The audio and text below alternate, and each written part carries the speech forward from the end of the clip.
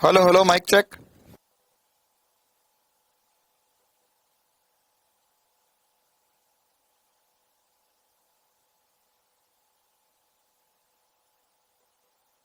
Good evening सभी को। क्या ऑडियो वीडियो क्लियर है? एक बार कमेंट्स में थम्स अप कर देंगे। क्या सभी को ऑडियो और वीडियो क्लियर है? वेरी गुड इवनिंग बेटा, very very very good evening. हम बढ़िया मस्त मजे में।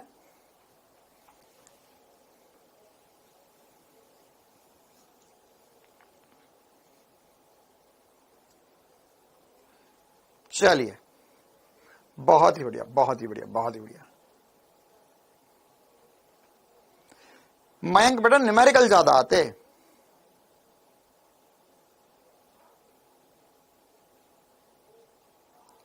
Happy teachers day in advance. Thank you बेटा, थैंक यू, सभी को बहुत बहुत धन्यवाद।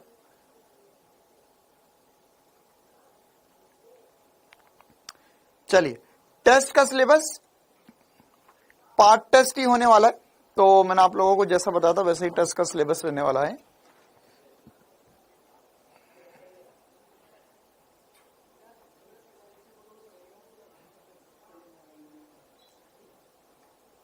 थैंक यू बेटा, thank you. Happy teachers day, thank you. Party बहुत बढ़िया। पार्टी होगी बहुत भयंकर। कल 12 बजे आ जाना। हाँ, टेस्ट का सिलेबस बता देता हूं। टेस्ट का सिलेबस मैंने आप लोगों को पहले भी बता दिया। कार्य ऊर्जा शक्ति पूरा आएगा, वृत्तीय गति पूरा आएगा, और इसके साथ ही साथ है ना, वृत्तीय गति हम मोस्ट प्रोबेबली कल की क्लास में, कल या परसों की क्लास में लेक्चर नंबर 4-5 में हम लोग वृत्तीय गति खत्म कर देंगे। तो उसके बाद में हम द्रव्यमान केंद्र और संघट वाला जो चैप्टर है वो भी करना ही चाहेंगे। तो वो चैप्टर भी जितना पढ़ा दूंगा वो आएगा पूरा। ठीक है। हाँ, ए स्टार बैच बना दिया गया बेटा। आप लोगों का जो रिसेंट टेस्ट हुआ था उसके बेसिस पे ए स्टार बैच बन गया है, और मोस्ट प्रोबेबली इसी वीक से, मतलब इसी शनिवार से ए स्टार बैच की क्लासेस भी शुरू हो जाएगी। हाँ, होमवर्क डिस्कस करेंगे, लेकिन उससे पहले अभी हम खुद के क्वेश्चंस डिस्कस करेंगे जो मैंने आपको दिए थे। चलिए, तो करते हैं क्लास की शुरुआत। आज हमें क्या करना है? आज हमें एक समान गति और असमान वृत्तीय गति पे उदाहरण करने। कुछ उदाहरण हम कर चुके हैं, वह करने हैं उसके आगे के, और बल गति की क्या होता है और उस पर कुछ चर्चा है आज की क्लास में हमें करना है। और लास्ट क्लास जो होगी उस पर हम ऊर्ध्वाधर वृत्तीय गति करेंगे। टीचर स्लाइड्स नहीं आया है? नहीं बेटा, टीचर स्लाइड्स आया है।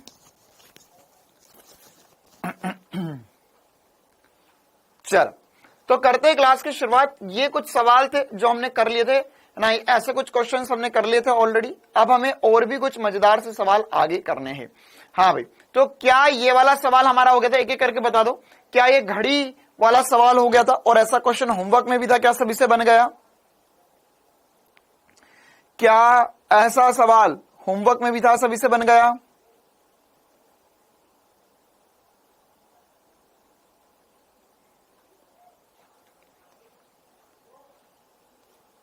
हाँ, क्लास 12 स्टार्ट कर देंगे, चिंता ना करो।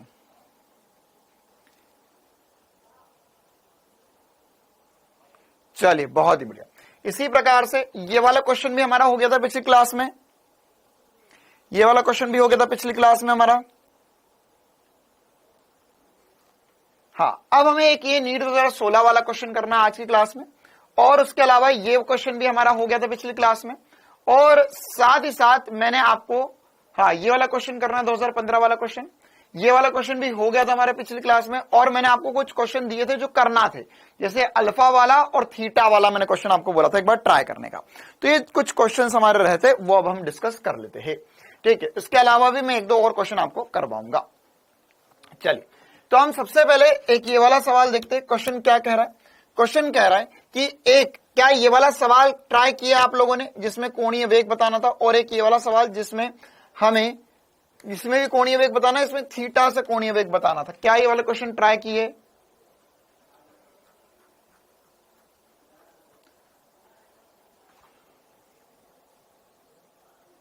मॉड्यूल में पावर वाले क्वेश्चन कौन से है भाई? चलो, कर लिए ये ट्राई। चलिए, तो ये दोनों क्वेश्चन के हम पहले जवाब जान लेते हैं, फिर हम आगे बढ़ेंगे ना। तो ये वाला सवाल क्या था? ये वाला सवाल बोल रहा है कि एक चकती स्थिर अवस्था से गति प्रारंभ कर रही है करती है तथा बलागुण के लगने के कारण कोणीय त्वरण प्राप्त करती है, जिसका मान कोणीय त्वरण हमें दिया गया है। हमने आपको बताया था जैसे एक्स वी और त्वरण होता है, आगे जाने पे डिफरेंशिएशन, पीछे आने पे इंटीग्रेशन। तो वैसे ही थीटा, ओमेगा और अल्फा होता है, आगे जाने पे डिफरेंशिएशन, पीछे आने पे इंटीग्रेशन। तो अल्फा से वेग निकालना मतलब क्या होगा sir, integration alpha D T बराबर होगा इंटीग्रेशन डी ओमेगा। तो इसे हमें इंटीग्रेट करना है, तो इंटीग्रेट करते हैं हम, यहां पर ये कितना हो जाएगा 3t माइनस टी स्क्वायर का इंटीग्रेशन। तो कितना आएगा ये इंटीग्रेशन करने के बाद में, ये आ जाएगा 3t का इंटीग्रेशन होगा टी स्क्वायर बटे में 2 माइनस टी क्यूब बटे में 3। ये उन लोगों को बहुत जल्दी से समझ में आएगा जिन लोगों ने खुद से ट्राई किया है। ठीक है, अब हमें बताना है 2 सेकंड बाद कोणीय वेग ज्ञात कीजिए। कितना आएगा आंसर, 10/3 आ रहा है। चलिए, तो यहां पर क्या लिखना है सर, 0 से 2, तो 2 रखकर कितना आंसर बनता है एक बार कर लेते हैं हम चेक। तो कितना आ रहा है यहां पर, यह हो जाएगा सर 3/2 इंटू 2 का स्क्वायर माइनस 2 की पावर 3 बटे में 3, ये होगा ओमेगा। तो ये कितना बन गया यहां से जल्दी से बता देंगे। तो सर यहां से हम बोल सकते 1 2 से 1 2 कट जाएगा, ये हो जाएगा 6, 2 इंटू 3 6 हो जाएगा, और ये जाएगा 8/3, 8/3। क्यों, 2 की घात 3 8 होता है, 8/3। तो कितना बचा यहां से, ये बनेगा सर ओमेगा। एलसीएम ले लेंगे, एलसीएम आ जाएगा 3, ये हो जाएगा 18, 18 माइनस 8 बराबर होगा ओमेगा, यह हो जाएगा 10/3 रेडियन पर सेकंड। कितनों का आंसर आया एक बार जोरों से लगा दीजिए कमेंट्स में आग। बहुत ही आसान सा सवाल और हर एक चीज से बनना चाहिए था। बहुत ही बढ़िया, बहुत ही बढ़िया। 90% बच्चों के सही जवाब है 10/3। बहुत ही बढ़िया।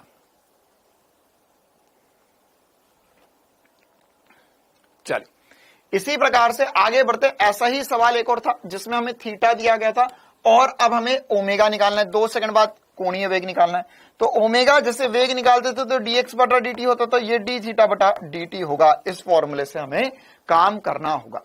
अब हमें थीटा दिया है, इसका अवकलन करेंगे। तो इसका अवकलन क्या होगा सर, डी थीटा या ओमेगा जो हो जाएगा वो हो जाएगा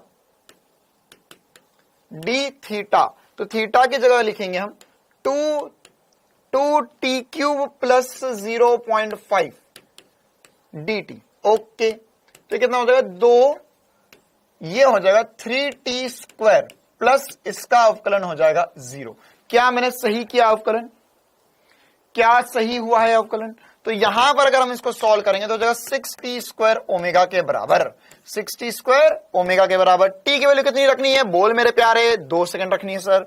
तो ये हो जाएगा ओमेगा बराबर हो जाएगा 6 इंटू 2 का स्क्वायर, ये हो जाएगा 6 इंटू 4 यानी 24 रेडियन पर second is the very correct answer for this very easy question. Comments में आग लगती रहनी चाहिए जिन जिनका आंसर आया है 24 और जिनके दोनों सवाल सही थे। बिल्कुल सही बात, 24 रेडियन पर सेकंड सही जवाब होगा इस सवाल का। तीसरा आया, बहुत ही बढ़िया, बहुत ही बढ़िया, बहुत ही बढ़िया। चलिए, अब हम आगे बढ़ते हैं और भी कुछ सवाल करते हैं ना, और भी कुछ जबरदस्त सवाल करते हैं। अच्छा एक और बात मैं आप लोगों को बता दूं पहले, है ना। अभी कल और आज मैंने आप लोगों को जितने बच्चों ने टेस्ट दिए हैं, अभी तक जितने टेस्ट दिए उन सबके रिजल्ट्स देखे ना। तो मेरे पास रिजल्ट्स है, लेकिन अभी मैं उसमें रिजल्ट दिखाना नहीं चाहूंगा आपको बोर्ड पे। आप लोग बोलोगे तो आपको बोर्ड पे दिखा भी दूंगा। लेकिन एक बात जो है मैं आप सभी से कहना चाहूंगा, अभी कुछ बच्चे लाइव है, कुछ बच्चे ये बात बाद में सुनेंगे या रिकॉर्डेड में देखेंगे, लेकिन वो ध्यान रखे इस चीज का कि बहुत सारे ऐसे बच्चे हैं, आप बोलो मैं नाम के साथ बता सकता हूं, जो बच्चे क्या करते, आज टेस्ट शुरू करेंगे, फिजिक्स का टेस्ट या केमिस्ट्री का टेस्ट अभी दे देंगे, फिर टेस्ट बंद कर देंगे, फिर अगले दिन खोलेंगे, बायो पढ़ेंगे, बायो का टेस्ट दे देंगे उसमें से, फिर उसके बाद में केमिस्ट्री का टेस्ट दे देंगे, 2-4 घंटे ब्रेक ले लेके टेस्ट देंगे। दूसरी इंपॉर्टेंट सी बात, बहुत सारे बच्चों ने 2 बैच ले रखे होंगे, तो या 2 आईडी बना रखी है, मतलब 2 बैच ले रखे हैं, या फिर उन लोगों ने एक उड़ान बैच में थे, उड़ान बैच से उनने आरम बैच भी ले लिया। तो उड़ान में भी टेस्ट दे देंगे, आरंभ में भी टेस्ट दे देंगे। तो अब उड़ान में या उम्मीद में, तो अब वहां पर टेस्ट दे देते हैं ना। तो अब देखो कितने चालाक बनने की कोशिश करते हैं, ठीक है। लेकिन आप लोगों को मैं एक बात बता दूं कि टेस्ट जो आप लोग देते हो तो आपका पूरा डाटा निकलता है।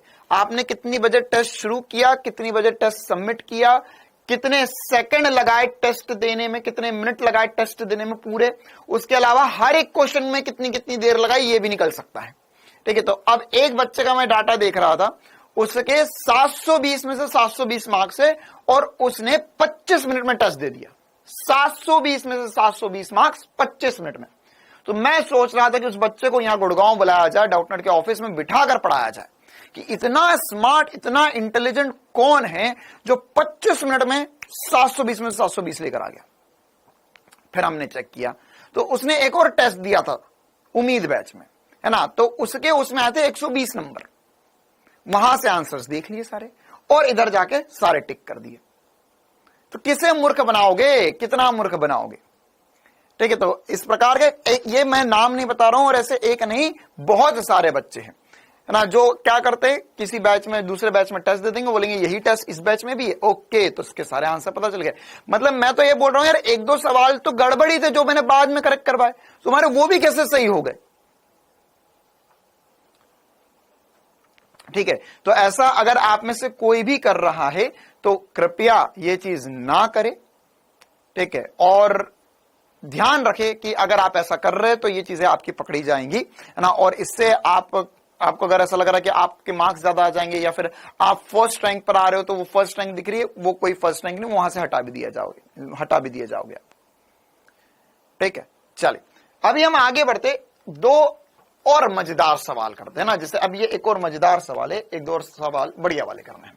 हमें क्वेश्चन में बोला है कि एक साइकिल सवार 18 किलोमीटर प्रति घंटे की चाल से साइकिल चला रहा है। जैसे ही सड़क पर वो 25√2 मीटर त्रिज्या के वृत्तीय मोड़ पर पहुंचता है, वह ब्रेक लगाता है और अपनी चाल को प्रत्येक सेकंड में 0.5 मीटर पर सेकंड की एक समान दर से कम करता है। वृत्तीय मोड़ पर कुल त्वरण का परिमाण ज्ञात कीजिए, ठीक है। सबसे पहले तो सवाल पढ़ो और सवाल पढ़ने के बाद में कितनों को ये लगता है हाँ ये 5 मीटर पर सेकंड, देखो ये देने का एक तो तरीका देखो कितना चालाक है। ये बोला है कि चाल प्रत्येक सेकंड में 0.5 मीटर पर सेकंड से की समान दर से कम करता है, मतलब कि ये हमें त्वरण दिया हुआ है 0.5 मीटर पर सेकंड स्क्वायर। अब ये चाल कम कर रहा है तो ये कौन सा त्वरण है और ये कैसी गति है, ये एक समान वृत्तीय गति है या असमान वृत्तीय गति है, एक समान वृत्तीय गति है या असमान वृत्तीय गति है, कौन सी गति है ये, बिल्कुल सही बात, ये असमान वृत्तीय गति है। तो यहां पर हमारे पास दो त्वरण आएंगे, कितने त्वरण आएंगे बेटा, दो त्वरण आएंगे। तो उसने एक 80 तो हमें दे दिया, बहुत भला आदमी, उसने 80 तो हमें दे दिया। अब क्या निकालना है हमें परिमाणी त्वरण निकालना, तो उसके लिए हमें AC निकालना पड़ेगा, अभिकेंद्रीय त्वरण। तो एक त्वरण पता है मुझे, दूसरा त्वरण होता है अभिकेंद्रीय त्वरण, वो होता है v²/r। कितना होता है, v²/r। तो ये v का मान हमें क्वेश्चन में दिया, कितना दिया, 18 किलोमीटर प्रति घंटा। इसे मैं लिख सकता हूं 18 × 5/18, या 18 से 18 कट गया, 5 मीटर पर सेकंड वेग आ गया, कितना आ गया, 5 मीटर पर सेकंड। अच्छा, त्रिज्या कितनी है, 25√2, त्रिज्या कितनी है, 25√2। तो क्या हम इसे सॉल्व कर सकते हैं, बिल्कुल सर कर सकते हैं। यहां होगा v का मान क्या है, 5 का वर्ग बटे में त्रिज्या जो है, यह हमारी त्रिज्या दी गई है, चाहो तो एक बार लिख लो, r की वैल्यू दी गई है 25√2 मीटर। तो यहां पर हो जाएगा 25√2, तो 5 का वर्ग होता है 25 से 25 कट गया, ये हो गया 1/√2 मीटर पर सेकंड स्क्वायर, ठीक है। तो हमारे पास एक AT आ गया है, हमारे पास एक AC आ गया है। तो क्या हम इसका परिमाणी त्वरण निकाल सकते हैं, अब क्या हम इसका परिमाणी त्वरण निकाल सकते हैं। तो यहां पर A नेट जो हो जाएगा वो हो जाएगा √AC का स्क्वायर प्लस AT का स्क्वायर, कितना आएगा। अच्छा, क्या मैं ये AT जो 0.5 दिया हुआ है, 0.5 दिया हुआ है, इसे मैं 1/2 लिख दूं, क्या मैं इसे 1/2 लिख दूं। क्यों लिख दूं मैं इसे 1/2 मीटर पर सेकंड स्क्वायर, ताकि मेरे को सॉल्व करने में ज्यादा आसानी हो जाए। तो यह क्या होगा, AC जो होगा वो होगा अंडर रूट 1/√2 का वर्ग प्लस 1/2 का वर्ग, या हम इसे सॉल्व करें तो यह हो जाएगा अंडर रूट में 1/2 प्लस 1/4, 1/2 बटे में 1 प्लस 1/4। तो ऐड करो तो 1 प्लस 1/4 जो होगा वह कितना हो जाएगा, वह हो जाएगा हमारे पास, वो हो जाएगा अंडर रूट 3/4, या मैं इसे अंडर रूट 3/2 मीटर पर सेकंड स्क्वायर लिख सकता हूं। ये मेरा आंसर होगा। This is the final is the answer. ठीक है, एक बार फिर से देख लेते और एक और बात मैं क्लियर कर लेता हूं। कुछ बच्चे ने अभी भी दिमाग में चल रहा है, या कुछ बच्चों ने कमेंट किया कि सर 0.5 मीटर पर सेकंड तो वेग है। नहीं बेटा, उसको ध्यान से पढ़ो। उसने बोला, अच्छा अगर मान के चल ऐसा बोलता अगर वो सवाल में, यह 5 मीटर हर सेकंड में दूरी तय कर रहा है, इसका मतलब क्या हुआ, 5 मीटर हर सेकंड में दूरी तय कर रहा है, मतलब 5 मीटर पर सेकंड स्क्वायर, 5 मीटर पर सेकंड उसका वेग हुआ। अब यहां पर सवाल को पढ़ो, उसने बोला वह ब्रेक लगाता है और अपनी चाल को प्रत्येक सेकंड में 0.5 मीटर पर सेकंड की एक समान दर से कम करता है, मतलब प्रत्येक सेकंड 0.5 मीटर पर सेकंड से वेग कम हो रहा है या चाल कम हो रही है। तो इसका मतलब क्या हुआ, इसका मतलब यह हुआ कि यह हमें देख आगे लिख दिया प्रत्येक सेकंड में 0.5 मीटर पर सेकंड, मतलब एक्चुअल में क्या हो गया 0.5 मीटर पर सेकंड स्क्वायर, ये 80 हो गया। ठीक है, दूसरी बात, हमें क्वेश्चन में बोला है कि वह जब चल रहा था तो उस समय उसकी चाल कितनी थी, 18 किलोमीटर प्रति घंटा, और त्रिज्या दी गई है मोड़ की। तो यहां पर हमने उसे बदला मीटर पर सेकंड में, और त्रिज्या दी गई थी तो हमने AC निकाल लिया, v²/r हो गया। इसको सॉल्व किया तो हमारे पास परिमाणी त्वरण आ गया। परिमाणी त्वरण जो होगा वह क्या होगा, वह होगा अंडर रूट AC का स्क्वायर प्लस AT का स्क्वायर। AC कितना था, या हमने ये जो निकाला वो 1/√2 निकाला, तो इसका स्क्वायर 1/2 होगा।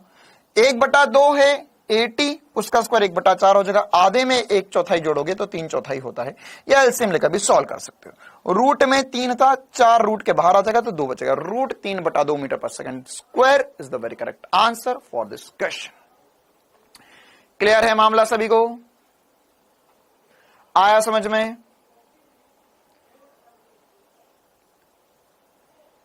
चलिए ओके, तो आगे बढ़ते हैं, है ना। 18 कैसे कटा बेटा, किलोमीटर प्रति घंटे से मीटर पर सेकंड में जाने के लिए हम 5/18 से मल्टीप्लाई करते हैं। डायरेक्शन, दिशा ज्ञात कीजिए, दिशा भी ज्ञात कर सकते, बिल्कुल दिशा ज्ञात कर सकते। कैसे ज्ञात करेंगे दिशा, बताओ भाई। क्या हमने इसमें tan थीटा लिखना सीखा था, क्या tan थीटा लिखना सीखा था? क्या हमने कुछ ऐसी बातें पढ़ी थी कि मान के चलो यहां पर यह v वेग से जाएगा, v वेग से जाएगा, तो क्या हम ऐसा बोल सकते हैं कि इसमें AT जो है सर वह विपरीत दिशा में लग रहा है, और AC जो है वह नीचे की तरफ लग रहा है, और इनका जो परिमाणी आएगा वह परिमाणी जो है सर वो इस तरफ कुछ बनेगा, परिमाणी कुछ इस तरफ बनेगा। आई बात समझ में? ऐसा कुछ सिखा था हमने। तो हमने बोला था सर, या आपने हमें सिखाया था tan थीटा। tan थीटा क्या होता था? tan थीटा सर ये कोण जो है वो वेग के साथ बनता था परिमाणी त्वरण का, और इसमें tan थीटा जो है ना, वैसे हमने जो पढ़ा था उसमें परिमाणी त्वरण हमारा इधर आता था क्योंकि वह त्वरण कर रहा था, अभिमंदन कर रहा है, तो कोई दिक्कत वाली बात नहीं है। ये हमने पढ़ा था AC/AT। क्या पढ़ा था? AC/AT पढ़ा था हमने इसे, AC/AT। तो बस अब यहां पर निकाल लो, AC कितना है, AC है सर 1/√2, AT कितना है 1/2। वैसे हमें AT को नेगेटिव में रखना चाहिए, नेगेटिव में रखना चाहिए। क्यों नेगेटिव में रखना चाहिए? क्यों नेगेटिव में रखना चाहिए? क्योंकि सर यहां पर यह मंदन है। क्या है? मंदन है। तो मंदन है तो यहां पर यह माइनस में आएगा, और यहां पर अगर हम इसे सॉल्व करेंगे तो 2 पलटिका के ऊपर चले जाएगा, tan थीटा हो जाएगा माइनस का 2/√2, या -√2 लिख देंगे। यह कोण जो है वह वेग के साथ बन रहा है। देखो tan थीटा की वैल्यू माइनस में आई है, मतलब कि क्या हुआ, यह कोण की वैल्यू 90 डिग्री से ज्यादा है, यह थीटा 90 डिग्री से ज्यादा है। बस इतनी बात हम इसमें बोल सकते हैं। क्लियर है मामला? हाँ, tan इनवर्स √2 नेगेटिव में आएगा आंसर, क्यों नेगेटिव में आएगा? क्यों नेगेटिव में आएगा? क्योंकि उसकी चाल घट रही है ना, क्योंकि यहां पर वह साफ लिखा हुआ है मंदन है। चलिए एक और सवाल मैं आपको इसी कंसेप्ट पे, अब मुझे उम्मीद है यार कि असमानुपाती गति के सवाल सभी लोग बहुत बढ़िया रूप से कर सकते हैं। अच्छा, ये वाला सवाल भी होमवर्क में था। कितने बच्चों ने ये वाला सवाल कर लिया? कितने बच्चों ने यह सवाल कर लिया? यह सवाल भी होमवर्क में था। यह सवाल भी होमवर्क में था। कितनों ने यह सवाल कर लिया? एन द्रव्यमान का एक कण आर त्रिज्या के क्षैतिज वृत्त में एक समान चाल से, मतलब एक समान वृत्तीय गति है से घूम रहा है। कण व्यास के एक सिरे से दूसरे सिरे पर जाता है, मतलब कि यह वृत्तीय गति कर रहा है और ये एक सिरे से दूसरे सिरे तक जाता है, ऐसा घूमते घूमते चला। गतिज ऊर्जा में परिवर्तन होगा, गतिज ऊर्जा में परिवर्तन होगा, संवेग में परिवर्तन होगा, परिवर्तन नहीं होगा। क्या आंसर आएगा? क्या आंसर आएगा? तो यहां पर सबसे इंपॉर्टेंट सी बात कि बोला है एक समान चाल से, तो गतिज ऊर्जा बदलेगी क्या? नहीं सर, गतिज ऊर्जा कभी नहीं बदल सकती, गतिज ऊर्जा कभी नहीं बदल सकती। क्यों?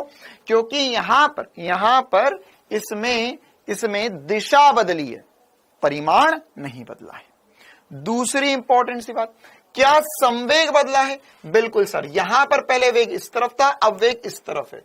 तो अगर मैं बोलूं तो ये मेरे पास v जे कैप था और यह मेरे पास v माइनस जे कैप हो गया।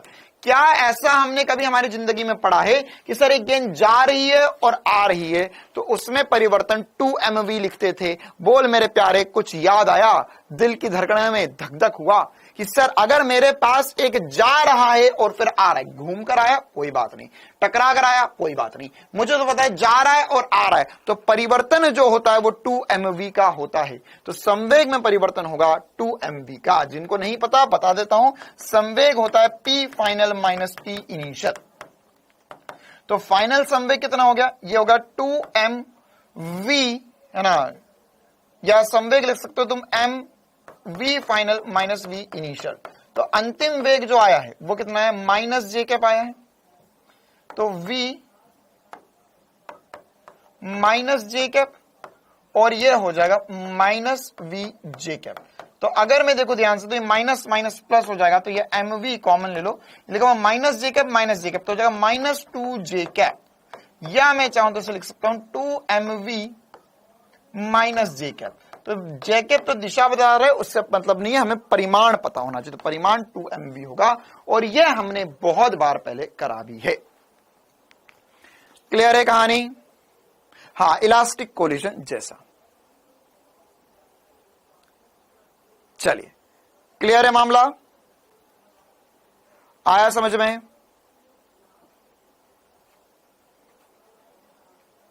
बंकित सड़क वाला, बस यही रहा, देख बंकित सड़क ये रही, बस ये इंतजार ही कर रही है बंकित सड़क तुम्हारे लिए। आज तुम्हारे लिए दो चीजें इंतजार कर रही है, एक मौत का कुआं और साथ ही साथ ये एक जबरदस्त बाइक वाले भैया, है ना, जो पूरा लेट लेट के बाइक चला रहे हैं केवल तुम्हें फिजिक्स समझाने के लिए।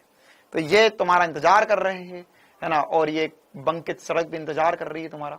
तो जल्दी से ये सारे सवाल कर लो उन तक पहुंचने के लिए। चलो, यह सवाल हो गया सभी का?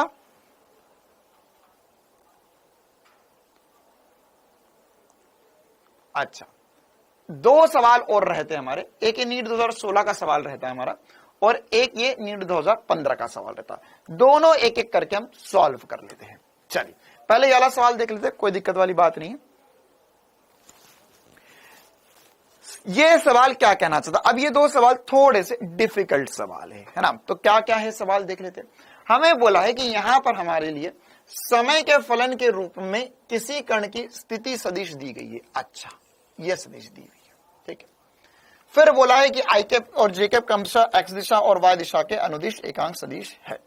अब आपको तो पहले पता करना कि यह कण वृत्तीय पथ पर गति कर रहा है या नहीं कर रहा है। तो कण का पथ 4 मीटर त्रिज्या का वृत्त है। तो सबसे पहले पथ समीकरण कैसे ज्ञात करते हैं, पथ कैसे पता करते हैं? कितनों को पता है कि सब पथ पता करना कभी ना कभी, क्या हमने आज तक कभी भी पथ पता किया है? पथ, किसी भी कण का पथ, बिल्कुल सर, पता किया था हमने फिजिक्स में। मैंने आपको एक दिन एक SP स्टार सिखाया था कि मैंने बोला था कि अगर मेरे पास वेग और त्वरण के मध्य 0 डिग्री या 180 डिग्री का कोण होता है तो वहां पे सरल रेखा पथ होता है। त्वरण अगर नियत हो और किसी कोण पे गेंद को फेंका जाए तो उसमें क्या होता है, नियत मतलब दिशा भी नियत और परिमाण भी नियत, तो उसमें परवलयाकार पथ होता है। और मैंने बताया था कि अगर वेग हमेशा लंबवत होगा, वेग हमेशा लंबवत होगा स्थिति सदिश के, या ऐसा बोल सकते त्वरण हमेशा लंबवत होगा वेग के, तो उस कंडीशन में परवलय होता है। तो क्या यहां पर परवलय है, कैसे पता करेंगे? तो देखो यार, ये ऐसा मत सोचो कि सर हमको इस दुनिया में और कुछ पूछ लिया, कभी तो कुछ नहीं पूछेंगे इसके अलावा, यही सवाल आएगा, यही सवाल आएगा। ठीक है, चलो तो कैसे पता कर सकते हैं यहां पर? तो ये हमें क्वेश्चन में बोला गया है, R बराबर दिया हुआ है 4 sin 2 पाई। ये मुझे पता है कि तुम लोगों को देखने में थोड़ा डिफिकल्ट लग सकता है, लेकिन चिंता ना करो, ये sin 2 पाई t लिखा हुआ है ना, ये आगे जैसे जैसे हम चैप्टर पढ़ते जाएंगे तुम्हारे लिए बाएं हाथ का खेल हो जाएगा sin 2 पाई t, तो plus 4 cos 2 pi t j cap. अच्छा, तो क्या मेरे प्यारे, मैं ऐसा बोल सकता हूं कि ये मेरे लिए आई कैप में दिया हुआ है। तो आई कैप में दिया हुआ मतलब क्या है कि एक्स अक्ष के अनुदिश गति हो रही है 4 sin 2 पाई t के अनुसार, और वाई अक्ष के अनुदिश गति, ये वाई घटक है, तो हो जाएगा 4 cos 2 पाई t से। ठीक है, अब प्रक्षेप का पथ कैसे निकालते हैं? प्रक्षेप का पथ कैसे निकालते हैं? प्रक्षेप का पथ कैसे निकालते हैं? तो प्रक्षेप का पथ निकालने के लिए मैंने समझा था कि टी हटाना है, तुम्हें कुछ भी करके टी हटाना है, टी हटाना है। तो क्या इसमें से टी की वैल्यू उठाकर इसमें रखोगे? नहीं सर, ऐसे तो हमसे ना हो पाए सर, हमारे तो सर 7 पुश्ते लग जाए। लेकिन मुझे पता है कि सर ये कॉस, ये साइन है, अंदर 2 पाई टी, अंदर 2 पाई टी, अगर मैं इसका स्क्वायर करके ऐड कर दूं, स्क्वायर करके ऐड कर दूं तो शायद बन जाए बात। मतलब कि मैं लिखूं x square plus y square, कितना हो जाएगा? ये हो जाएगा sir x square plus y square, ये हो जाएगा 4 sin 2 पाई टी का square plus 4 cos 2 pi t का स्क्वायर। तो ये 4 का स्क्वायर बनेगा, देखो ये बनेगा 4 का स्क्वायर, और 4 का स्क्वायर बाहर आ गया, अंदर बचा sine square 2 pi T plus cos square 2 pi T. तो अंदर 2 पाई टी या कोई भी कोण है उससे मतलब नहीं है, cos square theta plus sine square theta 1 होता है। तो ये लिखा हुआ x square plus y square बराबर 4, या x square plus y square बराबर, ये तो 1 हो गया पूरा, ये बचा 4 का स्क्वायर। तो क्या यह समीकरण वृत्त का समीकरण है? क्या यह समीकरण एक वृत्त का समीकरण है? क्या यह समीकरण एक वृत्त का समीकरण है? बताओ भाई। Yes sir, yes sir, yes sir. हमने पढ़ा था कि x square plus y square बराबर सी स्क्वायर होता है, तो वृत्त का समीकरण होता है। बेसिक मैथ्स में बात बताई गई थी, x square plus y square बराबर सी स्क्वायर। जिसको नहीं याद है बता देता हूं, x square plus y square बराबर सी स्क्वायर जो होता है बेटा, यह वृत्त का समीकरण होता है। किसका समीकरण होता है? वृत्त का समीकरण, वृत्त का समीकरण होता है। और सी त्रिज्या होती है, सी त्रिज्या होती है, इस वृत्त की त्रिज्या सी होती है। तो क्या यह वृत्तीय पथ है? बिल्कुल सर, यह वृत्तीय पथ है। सी की वैल्यू या त्रिज्या की वैल्यू कितनी है? 4। त्रिज्या की वैल्यू कितनी है? 4 मीटर। मतलब कि भगवान की असीम कृपा से पहला ही ऑप्शन सही हो गया। कर्ण का पथ 4 मीटर त्रिज्या का वृत्त है। कर्ण का पथ 4 मीटर की त्रिज्या का वृत्त है। क्लियर है? कैसे किया फिर से देख लेते हैं। हमारे पास आर सदिश दिया हुआ था, तो वो आई कैप जे कैप में दिया था, तो मुझे पता है कि इसे एक्स बोलता हूं, इसे वाई बोलता हूं। तो इसमें एक्स लिख लिया, वाई लिख लिया, दोनों को स्क्वायर करके जोड़ा। क्यों? क्योंकि मेरे को साइन दिखा, कॉस दिया, मेरे को पता है सर एक साइन एक कॉस हो, तो स्क्वायर करके जोड़ते तो sign square theta plus cos square theta 1 हो जाता। ठीक है, तो यहां पर हमारे पास यहां पर इसको जोड़ा हमने, तो इसको जोड़ा, तो ये जोड़कर हमें पता चला x square plus y square बराबर हो गया 4 के, या त्रिज्या गई 4। ठीक है, तो ये वाला स्टेटमेंट इधर की तरफ टिक लगा देते हैं हम, ये वाला स्टेटमेंट तो सही हो गया। चलिए आगे बढ़ते और स्टेटमेंट देखते हैं, है ना। हमसे क्वेश्चन पूछा गया है सही नहीं है, कौन सा गलत स्टेटमेंट है। चल आगे बढ़ते हैं। हमें बोला है कि त्वरण सदिश माइनस आर के अनुदिश होता है। क्या यह स्टेटमेंट सही है? क्या यह स्टेटमेंट सही है कि जब भी हमारे पास वृत्तीय गति होती है, जब भी हमारे पास वृत्तीय गति होती है, देखो यह सवाल ऐसा कि अगर यह सवाल कर डाला ना तुमने तो तुम्हें सब कुछ क्लियर। तो जब भी हमारे पास वृत्तीय गति होती है तो वृत्तीय गति में क्या यह बात सही है, क्या यह बात सही है कि सर वेग इस तरफ होता है, यहां पर ए त्वरण इस तरफ होता है, सॉरी त्वरण तो ये आर सदिश होगा, और त्वरण विपरीत दिशा में होता है, केंद्र की ओर होता है। तो क्या आर और त्वरण एक दूसरे के विपरीत दिशा में होता है? त्वरण सदिश माइनस आर के अनुदिश होता है। क्या यह स्टेटमेंट सही है?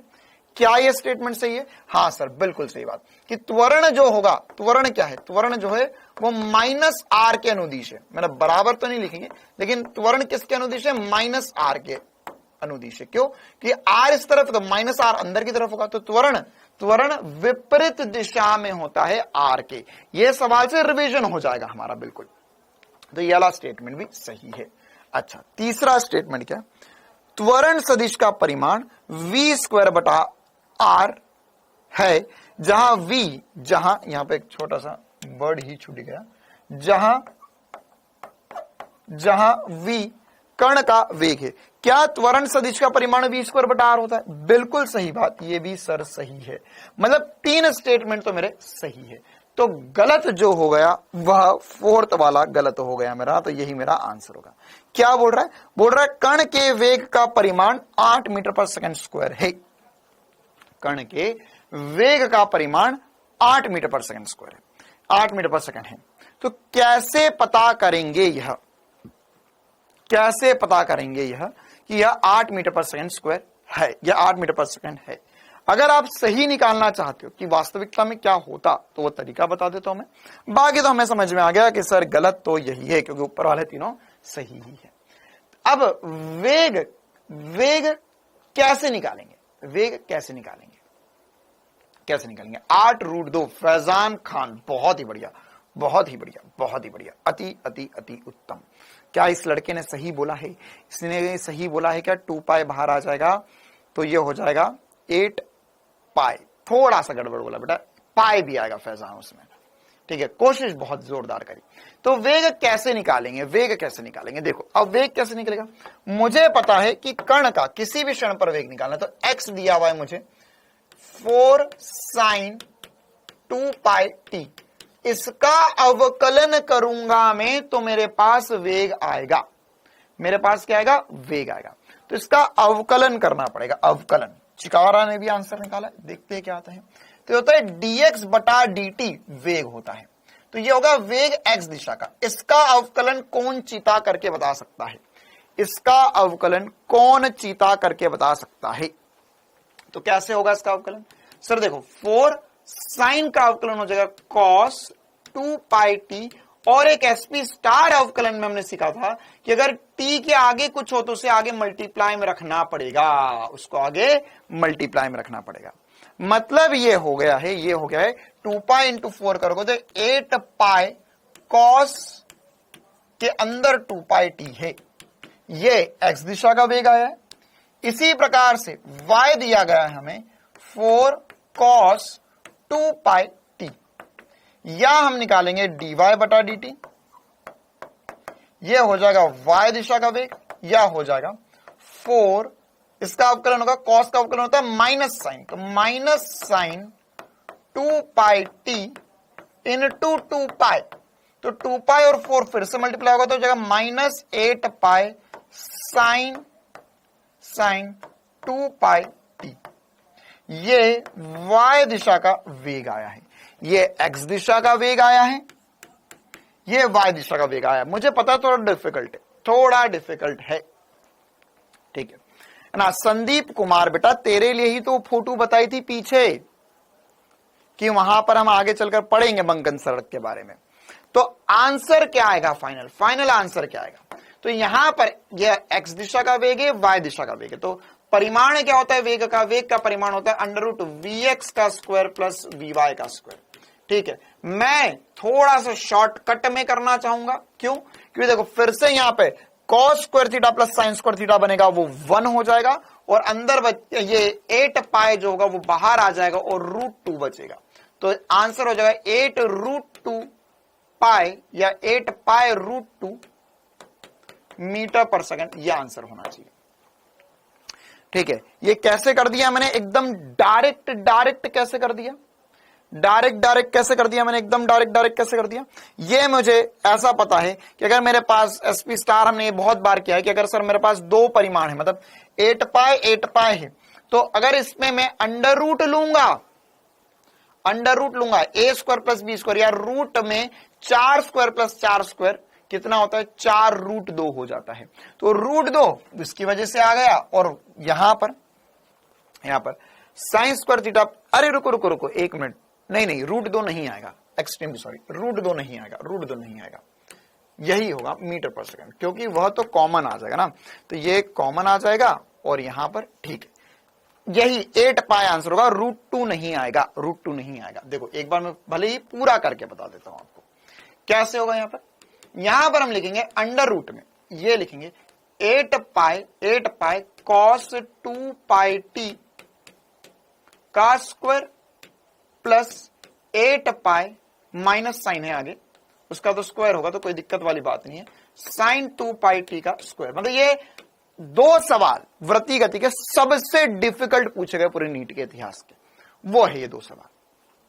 ठीक है, तो क्या होगा यहां पर 8 पाई इसके पास भी बाहर आ जाएगा, तो ये हो जाएगा 8 पाई और अंडर रूट में बचेगा cos square 2 pi t plus sine square, minus कहां चल गया, स्क्वायर हुआ तो प्लस हो गया वो 2 पाई t, तो ये लिखा हुआ sin² theta plus cos² theta जो कि 1 हो जाएगा, तो 8 पाई बचेगा, बस 8 पाई मीटर पर सेकंड आंसर आ जाएगा। यह वेग होगा।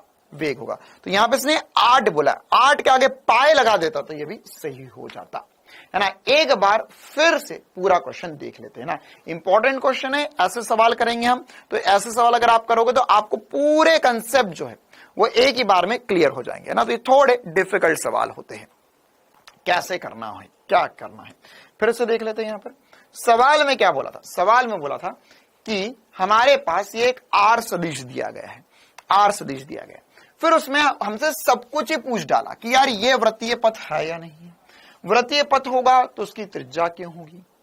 इसके अलावा यह पूछेंगे कि हाँ ये अब अगर अभी मैं प्रेजेंट में, ना एक बच्ची ने बोला कि सर ये कहां आ सकता है, अगर मैं प्रेजेंट की बात करूं तो नीट में आना बहुत मुश्किल है इस सवाल का, होगा तो यह जेई में पूछा जा सकता है। ठीक है, हाँ ओमेगा 2 पाई के बराबर है, बिल्कुल बेटा, ओमेगा जो है वो 2 पाई के बराबर है, वो आगे चल के समझाएंगे हम बाकी सब बच्चों को।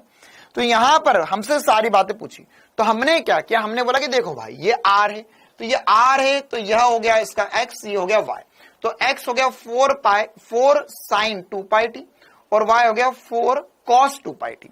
अब अगर हमें वृत्त पता करना है तो क्या हो जाएगा, x² प्लस y² करना पड़ेगा, तो इसका स्क्वायर करके जोड़ा तो cos square sine square omega T या sine square 2 pi T cos square 2 pi T 1 होता है, जहां पे साइन स्क्वायर cos स्क्वायर वो होता है 1 हो जाता है, तो 4 के बराबर आ गया यहाँ पर। तो x² प्लस y² 4 हुआ, 4 का स्क्वायर हुआ, तो यहां पर जब भी ऐसा होता है तो वृत्त होता है, तो उसकी त्रिज्या 4 मीटर होती है, मतलब पहला वाला सही है। दूसरे वाले में बोला कि त्वरण सदिश माइनस आर के अनुदिश है, बिल्कुल सही बात, त्वरण जो होता है वो आर की विपरीत दिशा में होता है। इसी प्रकार से त्वरण सदिश का परिमाण v² बटा आर है, बिल्कुल सही बात, त्वरण सदिश v² बटा आर होता है एक समान वृत्तीय गति में, है ना, अभी केंद्रीय त्वरण। लास्ट पॉइंट जो था वो हमने, देखो मैं चाहता तो शॉर्टकट में करवा देता तुझे कि दे खुश हो जा, 3 गलत है, चौथा गलत, 3 सही है, चौथा गलत ही होगा, ये आंसर हो गया, चलो अगले सवाल की तरफ बढ़ते। लेकिन हमारा मेन उद्देश्य सीखना, जानना और पढ़ना है, शॉर्टकट लेना नहीं है हमारा मेन उद्देश्य। तो यहां पर यह 8 मीटर पर सेकंड वेग दिया था, तो हो सकता है नीट में हमको कल को ऐसा समीकरण दे दे और बोले भैया इसका वेग बताइए, तो करना ये गलत है, तो क्यों गलत है ये भी पता होना चाहिए, हर एक सवाल जो भी आप लगाओ उसमें सबसे इंपॉर्टेंट सी बात है कि सही क्या है वो तो पता होना चाहिए, लेकिन उससे भी ज्यादा इंपॉर्टेंट है कि गलत क्यों है बाकी सारे।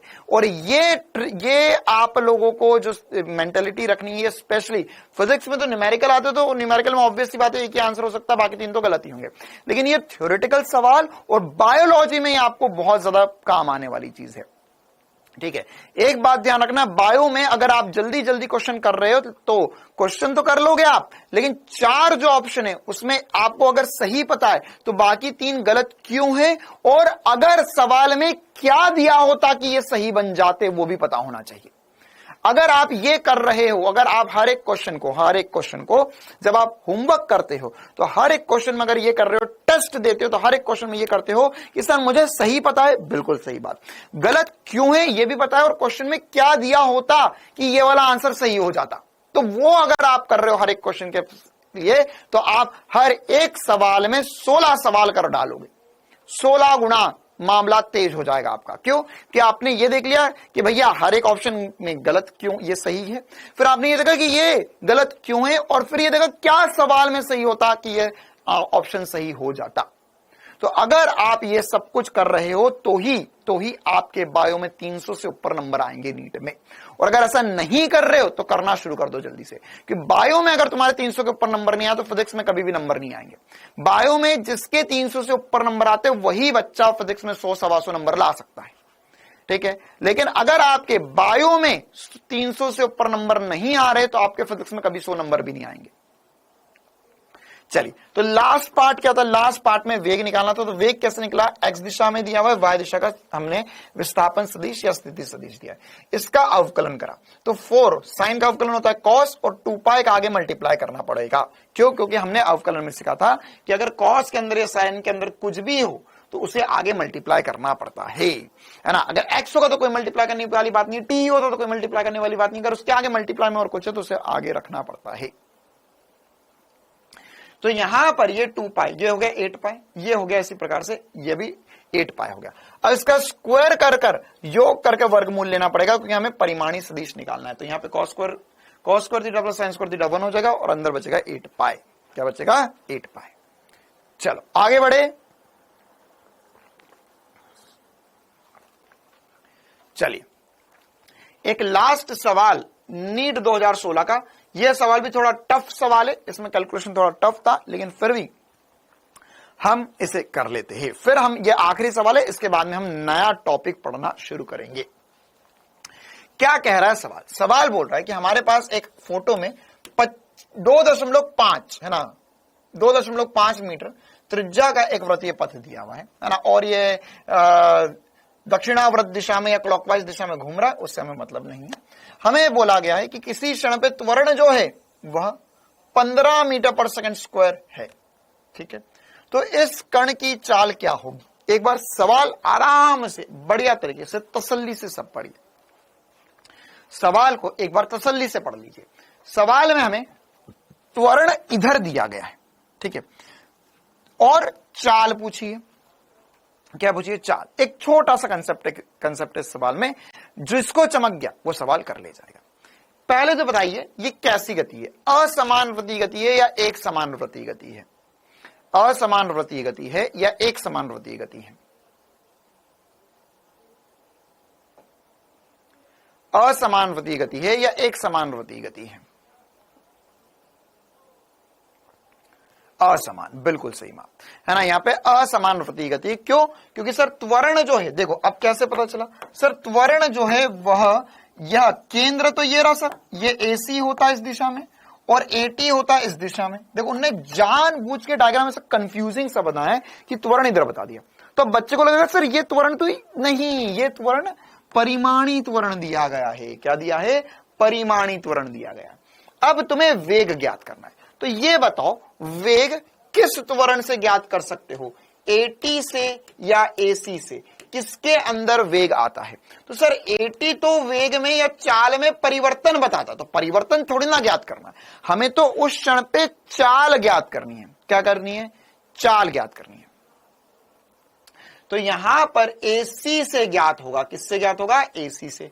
तो AC बराबर होता है V² बटा R। तो सर अगर मैं ये लगा दूं तो मेरा आंसर आ जाएगा, ठीक है। अब अगला इंपॉर्टेंट कार्यक्रम है एसी निकालना है। हमें ए दे रखा है सवाल वाले ने, बिल्कुल सर ए दे रखा है, तो क्या मैं ऐसा बोल सकता हूं, क्या हमने ऐसा सीखा कि सर ए दिया हुआ तो एसी और एटी कैसे निकाल सकते हैं, घटक करके मैं बोल सकता हूं एसी जो होगा वो ए कॉस 30 डिग्री होगा और एटी जो होगा वो ए साइन 30 डिग्री होगा।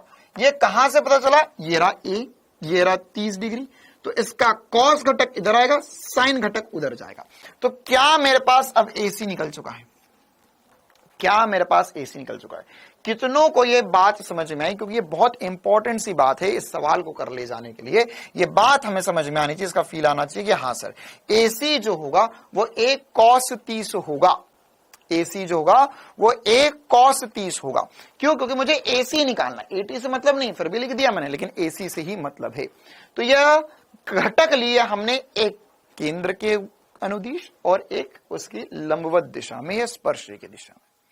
तो अब यहां पे एसी क्या होगा, एसी सर एसी की वैल्यू जो होगी वह हम लिख सकते हैं ए की वैल्यू कितनी है, ए की वैल्यू सर 15 इनटू कॉस 30 √3/2, यह आ गया √3/2। अच्छा सर, तो अब वैल्यू उठा के रखते हैं, ये हो जाएगा 15 इंटू √3/2, v की वैल्यू मुझे निकालनी है, इंटू त्रिज्या दी गई है 2.5, तो इस 2.5 को ऊपर मल्टीप्लाई करो, ये होगा 15 इंटू 3/2 इंटू 2.5, है ना, या इसे आप चाहो तो पॉइंट उड़ाकर 10 लिख सकते हो, ये v का स्क्वायर होगा, ये क्या होगा, v का स्क्वायर होगा। क्लियर है कहानी? तो अब इसे करना है हमें सॉल्व, ठीक है। देखो जो लोग बोलते हैं कि भैया नीट में डिफिकल्ट सवाल नहीं आता, अरे आता है, ठीक है, सवाल इतना आसान था, अब ये जो कैलकुलेशन करेगा ना पसीने छूट जाएंगे, क्योंकि ये v का स्क्वायर है।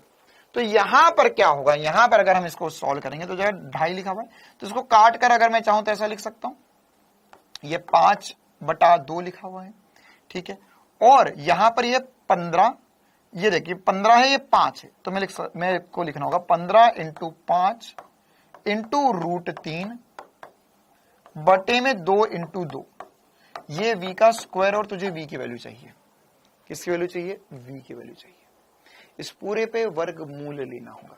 तो क्या ऐसे सवाल नीट 2024 में भी पूछे जाएंगे? मेन मुद्दा ये है, मुद्दा ये नहीं है कि सवाल आ गया सर मुझसे बना नहीं बना, मेन मुद्दा है कि क्या ऐसे सवाल नीट 2024 में पूछे जाएंगे? तो इसका जवाब है हाँ, ऐसा सवाल नीट 2024 में आएंगे।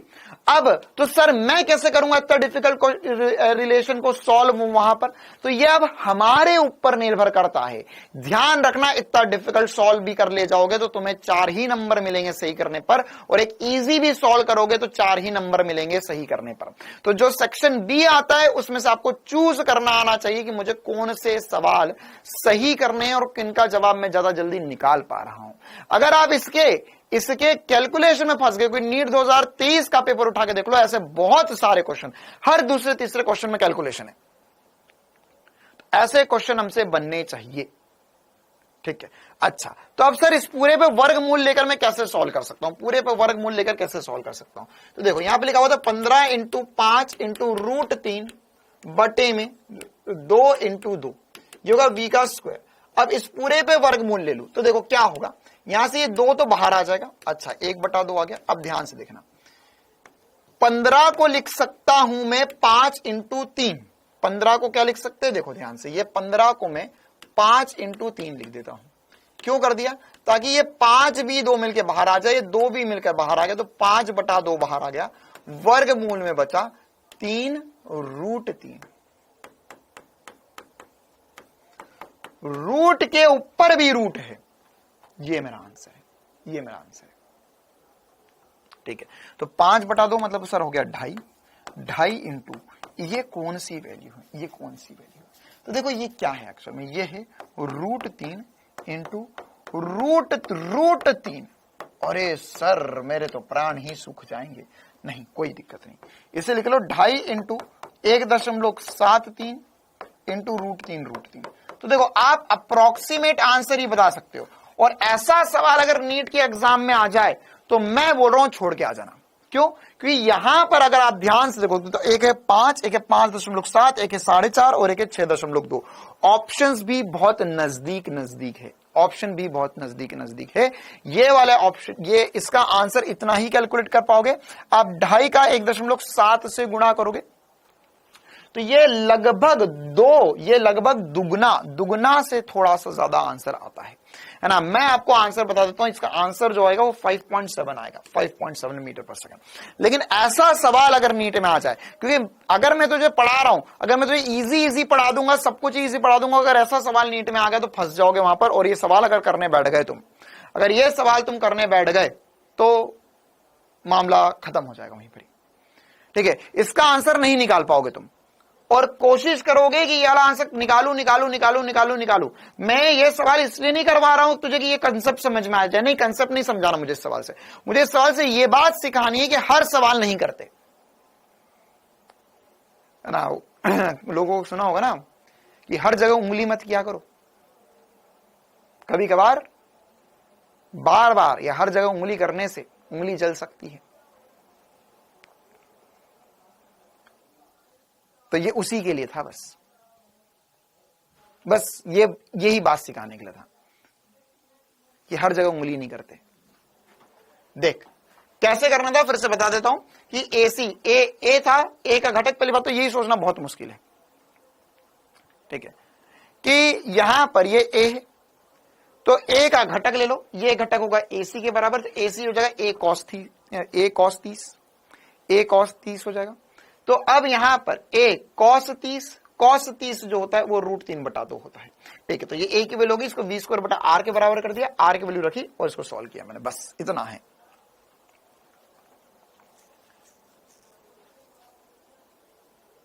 चलो ओके, सेक्शन ए में से सवाल आएगा ही नहीं, इस बात की गारंटी मैं दे रहा हूं। चलिए, तो अब हम आगे बढ़ते हैं, और ये हमने गतिकी पे सारे सवाल कर लिए। तो अब हम मतलब शुद्ध गतिकी पे हमने सारे सवाल कर लिए। अब हम तालियों की गड़गड़ाहट के साथ स्वागत करेंगे एक और मजेदार सी बात, वृत्तीय गति की बल गतिकी। ये अब हमारे लिए बहुत आसान रहने वाला है, कोई दिक्कत वाली बात नहीं है। हाँ, और अगर ये सवाल करने बैठ गए तुम, तो तुम मान के चलो तुम आधा पेपर छोड़ के आ जाओगे, क्योंकि डिप्रेशन में ला देगा ये सवाल तुम्हें पेपर में। तो इसीलिए तो मेरे प्यारे, ये कब आया था देख जरा, 2015 में। ये सवाल कब आया था? 2016 में आया था। 2015 का सवाल, 2015 का सवाल था। ये भी खतरनाक सवाल था, ये वाला सवाल भी 2016 का खतरनाक सवाल था। तुम्हें पता है 2015 और 2016 में अगर तुम्हारे 550 नंबर आ गए, मतलब तुम्हें 110% गवर्नमेंट कॉलेज मिल जाएगा। 550 नंबर, मात्र 550 नंबर पर। 650 पे तो एम्स मिल जाता था, और आज 700 में भी मुश्किलें पड़ रही है दुनिया में, है ना। 610 वाले बच्चे को इस बार कॉलेज नहीं मिला, BDS करना पड़ रहा है उसे। क्यों? क्योंकि अब ऐसे सवाल थोड़े कम हो गए।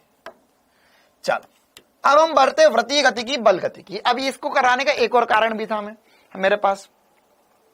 नहीं, 720 में, अरे 720 तो अभी आना शुरू हुए, 2019-20 में आना शुरू हुए। उसके पहले तो किसी की हिम्मत नहीं थी 700 के ऊपर नंबर लेकर आ जाए नीट के पेपर में। 2018 वाला भी बहुत डिफिकल्ट था, बिल्कुल सही बात। चलो, तो अब हम आगे बढ़ते हैं। अच्छा, और वो 2 सवाल इसलिए भी मैंने करवा दी क्योंकि हमारे बीच में कुछ सूरवीर योद्धा है, कुछ बड़े ही तेजस्वी बच्चे हैं। वो क्या चाहेंगे, सर ने तो प्रीवियस ईयर सवाल छुड़वा दिया, ये सवाल तो करवाया ही नहीं। ठीक है, शायद सर को भी नहीं आता है, सर को नहीं आता था इसलिए सर ने नहीं करवाया। ये सर फिजिक्स वाले छुड़वा देते हैं चीजें, तो इसलिए मैंने करवा दिया। मेरे को क्या करना भाई, देखो वृत्तीय गतिकी बल गतिकी क्या होता है। वृत्तीय गतिकी बल गतिकी क्या होता है। अब यहां पर हाँ निकिता बेटा, मैं इंदौर में MP की बात नहीं कर रहा हूं, मैं राजस्थान की बात कर रहा था। 610 615 पे राजस्थान में कॉलेज इस बार नहीं मिला, मुश्किल से आखिरी राउंड तक मिले हैं। चलिए, वृत्तीय गतिकी बल गतिकी, ओहो अरे हाँ, अब हम आगे बढ़ते हैं, एक मजेदार सी बात करेंगे। 5 मिनट मेरी बात सुनना, बस 5 मिनट मेरी बात सुनना। तुम्हें ये आता है, सबसे पहले तो ये समझ लो तुम्हें ये आता है, ठीक है। अब इसके अलावा 5 मिनट में आप पूरा टॉपिक समझ जाओगे, सारी बातें आपको क्लियर हो जाएगी और आप बढ़िया तरीके से आगे के सारे क्वेश्चन लगा जाओगे, है ना। क्या बल गतिकी में क्या होता है? बल गतिकी में हम बात करते हैं सर बल की। अच्छा, बल F। अच्छा, पहले तो ये बताओ F क्या होता है? F बराबर ma। क्या ये हमने पढ़ा है? क्या ये न्यूटन की गति के द्वितीय नियम से आता है? F बराबर ma। क्या F बराबर ma न्यूटन की गति के द्वितीय नियम से आता है? बिल्कुल सही बात, न्यूटन की गति के नियम से आता है सर ये। अच्छा जी, बहुत ही बढ़िया। अब ये बताओ मुझे, क्या यह F जो होता है, ये मैं उन दिनों की बात कर रहा हूं जब आपने गति के नियम पढ़ा था। तो गति के नियम में हमने ये बातें पढ़ी थी कि सर अगर कोई भी वस्तु गति कर रही है, तो उसमें ये F जो होगा, F बल है ना, ये F बल जो था वो F बल क्या होता था? पहले तो ये बताओ F बल क्या होता था। तो सर ये F बल जो होता था, बहुत ध्यान से सुनेंगे मेरी बातों को, तो ये F बल जो होता था वो कौन सा बल हो सकता था? क्या हो सकता था बल? बताओ भाई, एग्जाम्पल बताओ, F बल क्या हो सकता था? यह बाह्य बल हो सकता था, यह किसी भी निकाय पर बाह्य बल हो सकता था, यह तनन बल हो सकता था, यह तनाव का बल हो सकता था, यह अभिलंब प्रतिक्रिया बल हो सकता था, यह स्प्रिंग बल हो सकता था, यह घर्षण बल हो सकता था, यह अभी हमने नहीं पढ़ा लेकिन यह गुरुत्वाकर्षण बल भी तो हो सकता है।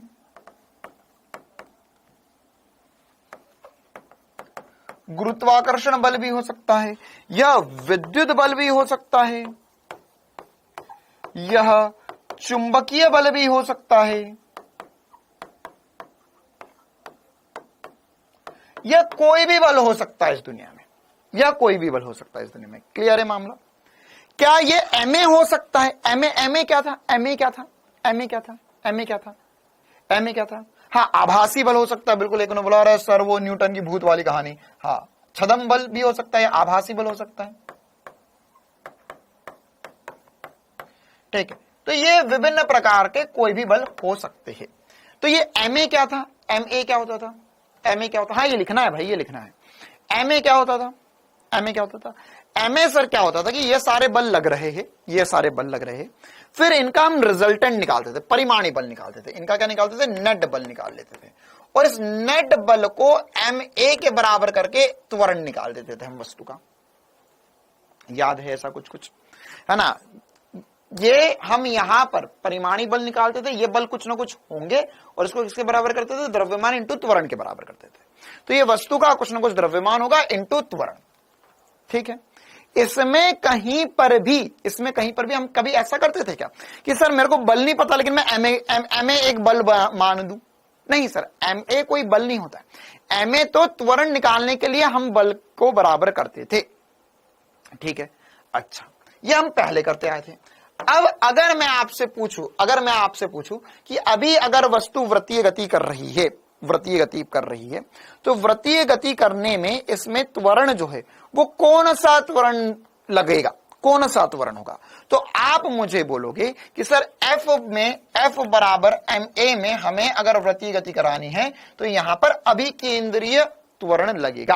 कौन सा त्वरण लगेगा? अभिकेंद्रीय त्वरण लगेगा। और इसका मान मुझे पता है सर, ये होगा m ओमेगा स्क्वायर r के बराबर या mv स्क्वायर बटा r के बराबर। ये f होगा, ये f होगा, ठीक है। अच्छा, अब बहुत सारे बच्चों को लगता है कि यहां पर सर ने पढ़ाया f बराबर m, ये m ओमेगा स्क्वायर r या mv स्क्वायर बटा r या अभिकेंद्रीय त्वरण है, या अभिकेंद्रीय त्वरण से हमने अभिकेंद्रीय बल निकाल लिया। हमने क्या निकाल लिया? अभिकेंद्रीय बल निकाल लिया। तो लोगों को यह लगा इस दुनिया में, अब तुम बताओ कि ये लोगों को सही लगा या गलत लगा, कि यहां पे अभिकेंद्रीय बल जो है वह एक प्रकार का बल है। क्या ये एक प्रकार का बल है? नहीं, सारा बहुत कंफ्यूजन है इस दुनिया में। बल क्या होते हैं? ये सारे बल है, ठीक है। तो क्या ये mv स्क्वायर बटा r बल है? नहीं सर, mv स्क्वायर बटा r कहां से आता है? तो f है, f बराबर ma से आया था। तो ये ma कोई बल था क्या? नहीं सर, ma तो सारे बल तो यहां रखते हैं, हम बल की वैल्यू तो यहां रखते हैं, इसको फिर mv को या ma के बराबर करके त्वरण निकालते हैं, यही करते आए थे आज तक। तो इसको भी mv स्क्वायर बटा r के बराबर कर रहा हूं, तो ये कोई ना कोई एक बल होगा जो केंद्र की ओर लगेगा, जिसे मैं mv स्क्वायर बटा r के बराबर कर दूंगा, या m ओमेगा स्क्वायर r के बराबर करके मेरे को जो भी त्रिज्या, वेग या त्वरण पूछा है तो मैं निकाल सकता हूं। क्लियर है ये छोटी सी बात?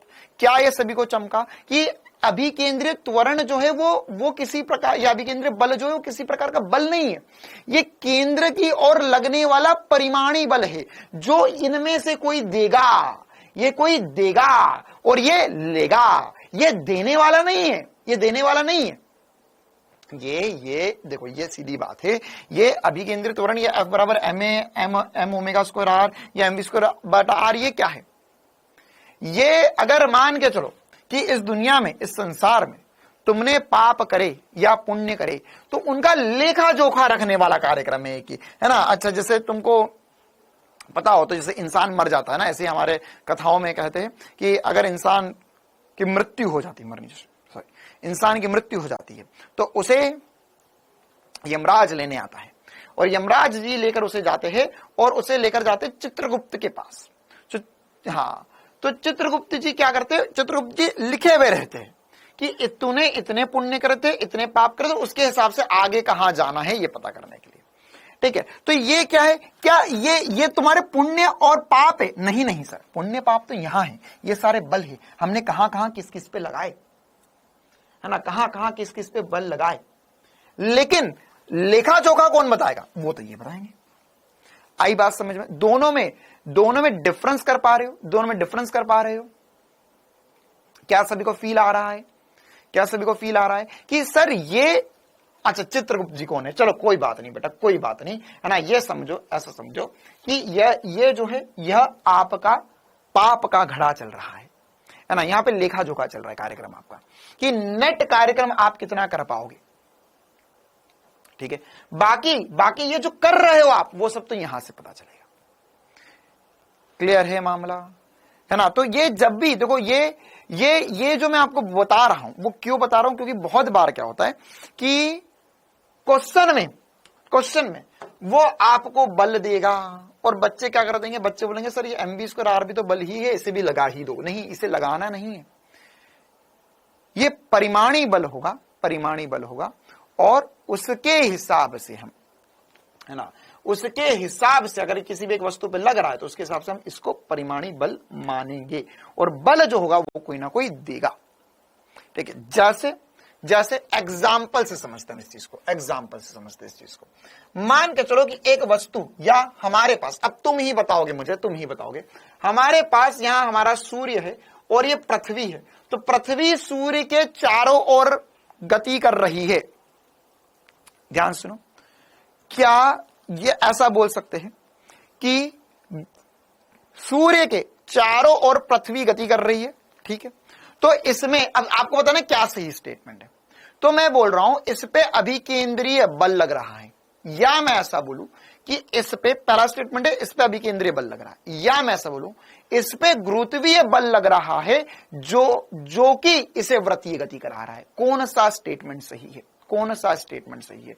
इस पर कौन सा बल लग रहा है? हाँ, बिल्कुल सही बात सर, इस पे गुरुत्वीय बल लग रहा है। और अगर मुझसे कोई पूछे कि भैया वो वहां पर उसका वेग बताइए, तो वो गुरुत्वीय बल जो होगा उसको मैं बराबर करता हूं mv स्क्वायर बटा आर के।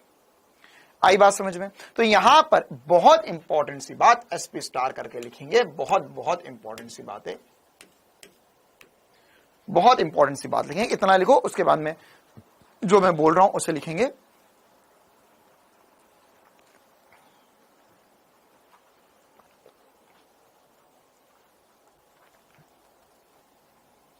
है ना, बहुत पिक्यूलर और बहुत बढ़िया तरीके से 2-3 लाइनें लिखवाऊंगा, ध्यान समझना। और ये लाइन तुम्हें पूरे कहीं पर भी कोई भी किताब पढ़ लो, कहीं पर लिखी भी नहीं मिलेगी तुम्हें, है ना, पूरे फिजिक्स में कहीं लिखी नहीं मिलेगी, लेकिन इससे काम बनेगा बहुत जबरदस्त तगड़ा वाला।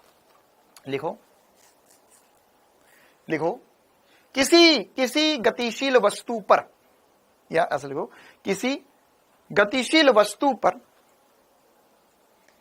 एक से ज्यादा बल लग सकते हैं, एक से ज्यादा बल लग सकते हैं।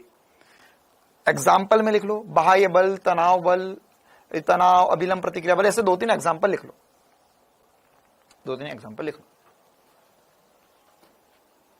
एक से ज्यादा बल लग सकते हैं।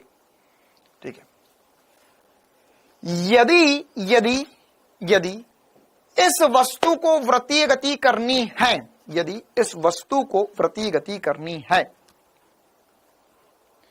यदि इस वस्तु को वृत्तीय गति करनी है, वृत्तीय गति करनी है, तो इन बलों का परिमाणी बल, तब इन बलों का परिमाणी बल, इन बलों का परिमाणी बल सदैव केंद्र की ओर होना चाहिए, तब इन बलों का परिमाणी बल सदैव केंद्र की ओर होना चाहिए, सदैव केंद्र की ओर होना चाहिए।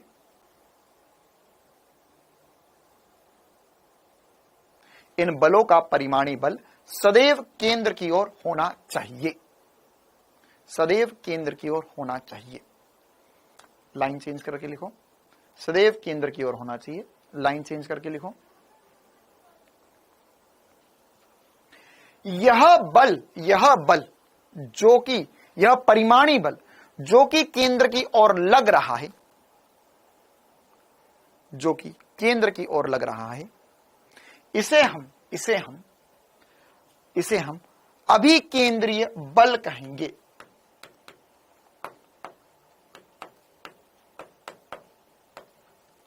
अभिकेंद्रीय बल कहेंगे, अभिकेंद्रीय बल कहेंगे, जिसका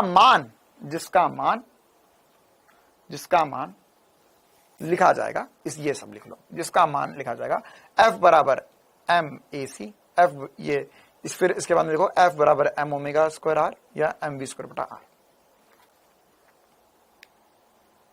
प्लीज लिखिए, नहीं बेटा मैं नहीं लिखूंगा, आई एम सॉरी, प्लीज फिर से बोल दो, सॉरी मैं भूल चुका हूं, वेरी कमजोर याददाश्त।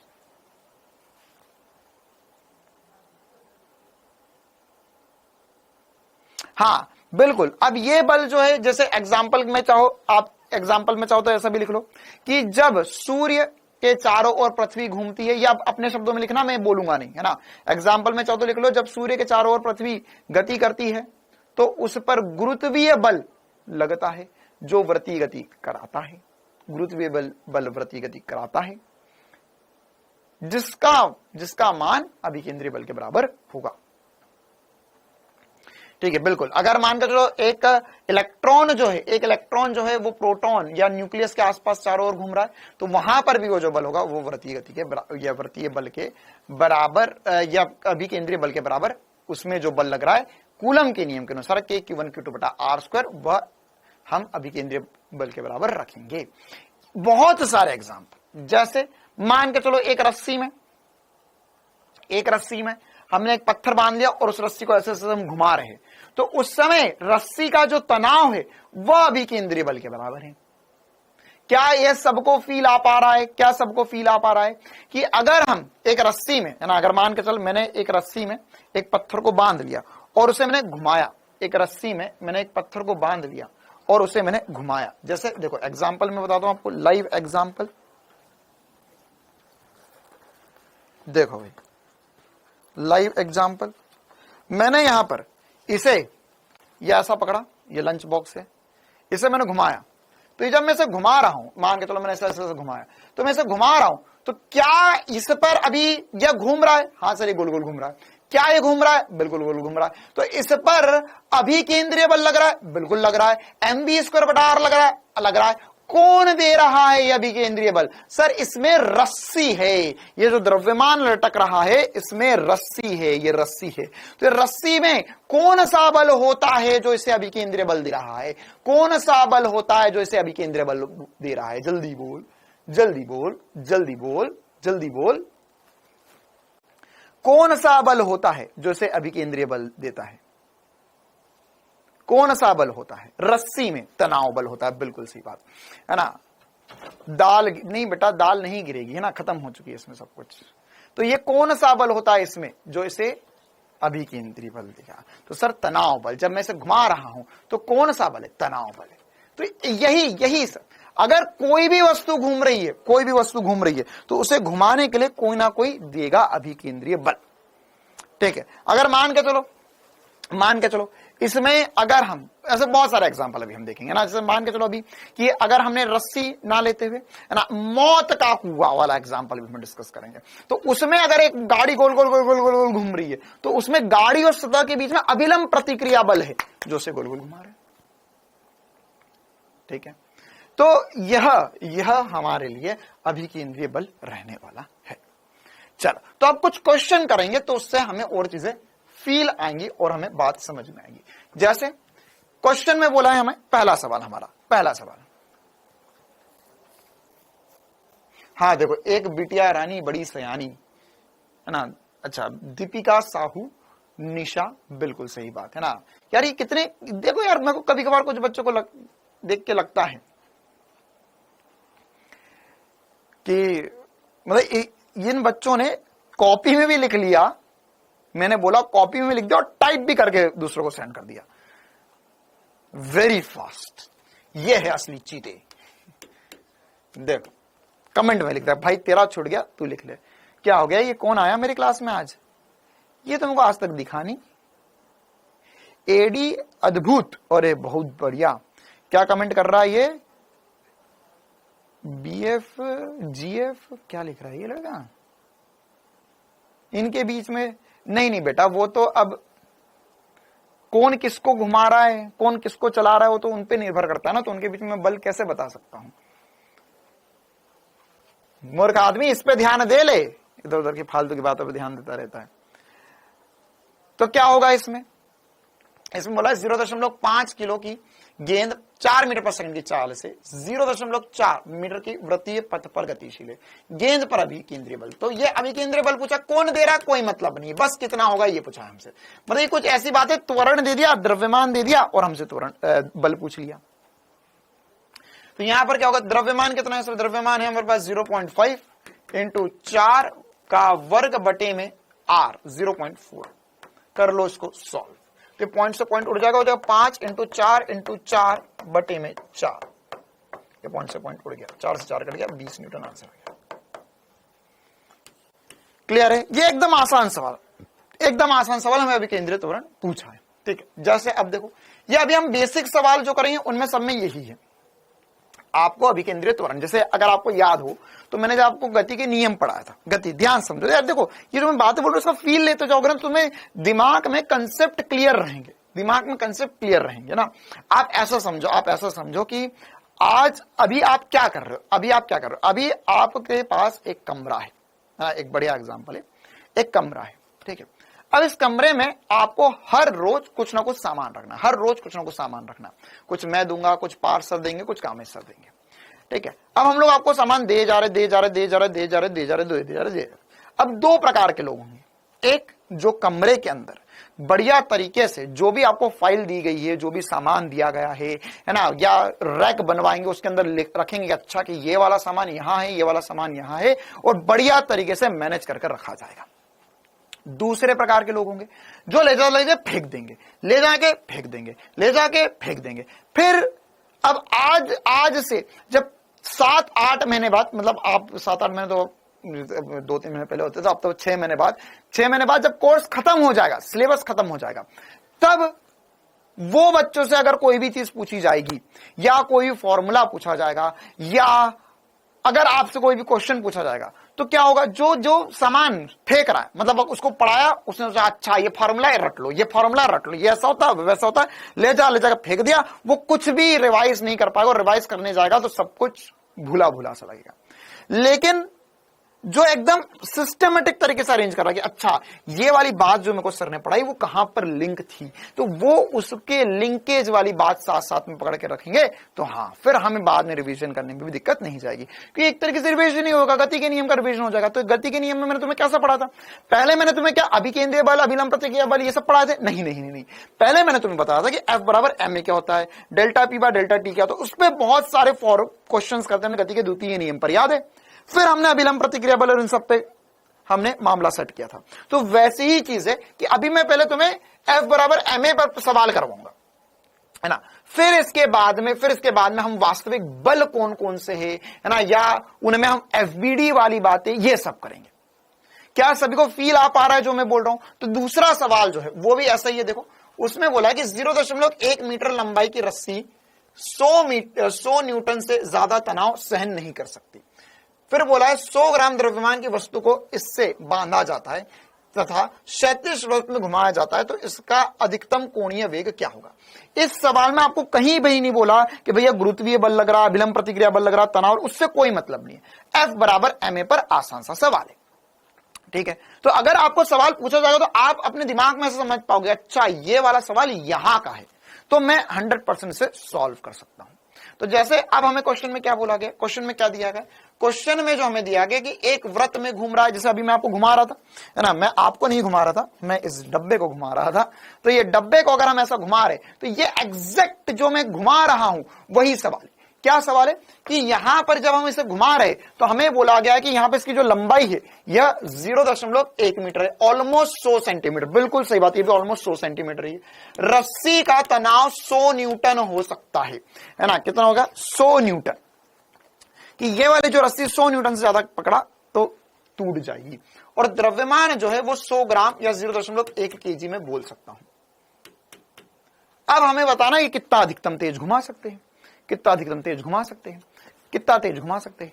तो अब हमें कौन सा, अब रुक जा, कौन सा वेग निकालना है, हमें निकालना है कोणीय वेग।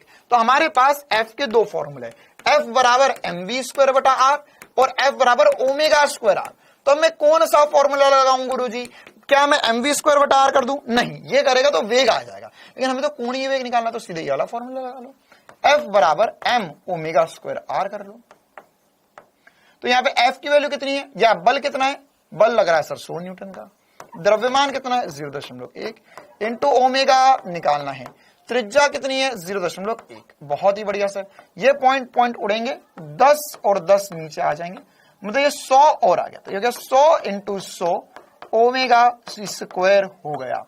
तो ओमेगा का मान कितना आ जाएगा, ओमेगा का मान 100 आ जाएगा, 1000 नहीं आएगा, 100 आएगा। तीसरा, अरे नहीं बेटा, ओमेगा का स्क्वायर है, ओमेगा का स्क्वायर है, तो यहां पर वर्ग मूल लेगा तो 100 रेडियन पर सेकंड आ जाएगा, ये ओमेगा का मान आ जाएगा। क्लियर है मामला, 100 रेडियन पर सेकंड ओमेगा का मान आ जाएगा। क्या ये सभी को फील आ रहा है कि मैंने जैसे गति के नियम पढ़ा था एग्जैक्ट में ना, जो भी कुछ हम करते बिल्कुल ऐसा पढ़ाया जाता कि अगर आपने इस चीज को फाइल के रूप में सेट किया तो आपको हर चीज हमेशा मिलेगी, इस बात की गारंटी।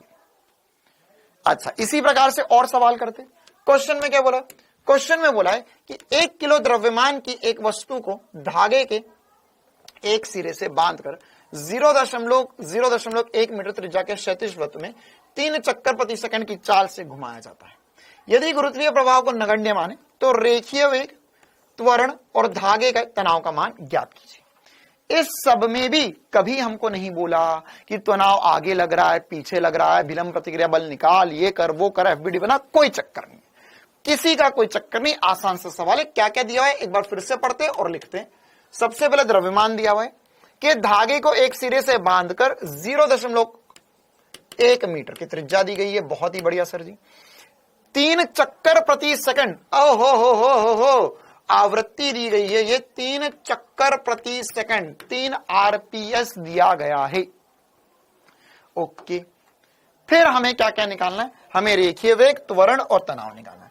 सबसे पहले तो जब भी मैंने इसे देखा तो मेरे दिल के तार बजे बार बार, और बोले इसे ओमेगा में ले आ तो हो जाएगा 2πn के बराबर, बटे में 60 नहीं करना है, क्योंकि चक्कर प्रति सेकंड दिया हुआ है, हर सेकंड में कितने चक्कर काट रहा है ये दिया हुआ है, प्रति मिनट होता तो 60 से डिवाइड कर लेता है।